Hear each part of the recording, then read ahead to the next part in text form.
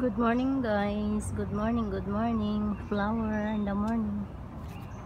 Nandito tayo sa flower garden namin na maliit na garden, pero may tomato, may eggplant. Ayan pang lulusog ng talong namin, pero hindi pa namunga, namumulaklak na yung aming kamatis.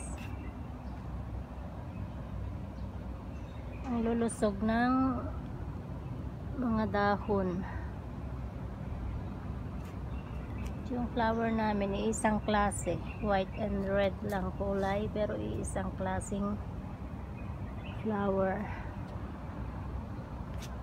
Diyan yung talong, kamatis. Maglalagay tayo ng string para pampatibay, kasi pagka ayan yung puno nila bumabagsak, kasi mabigat ang kamatis, lalo na pag mabasa siya.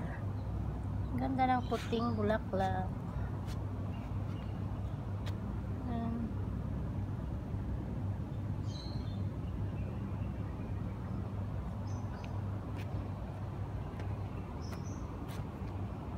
Yung kamatis natin, nilagyan ko yan ng stick, kasi nga ayan bumabagsak na yung mga puno nila pagka nabasa, nadiligan.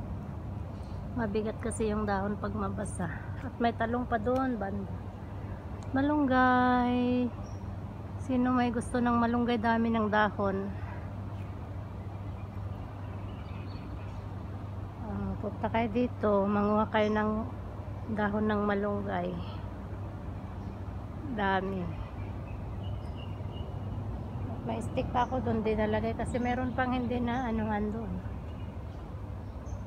Hindi ko nalagyan ng stick. Ito ang aming garden, pero pag mamunga to, dami tong harvest. Last year ilang puno lang yun, mas marami ngayon, pero marami din kaming nakuha nun. Yan guys, paglalagay tayo ng string. Ito ang ilagay natin.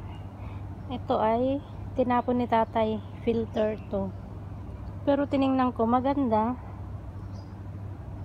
pala pang string dito sa kaya pinulot ko. Sabi niya aanhin mo yan, tinapon ko. Sabi ko para sa garden, nilalagay ko sa garden.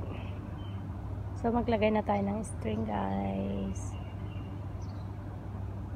Mamaya ulit.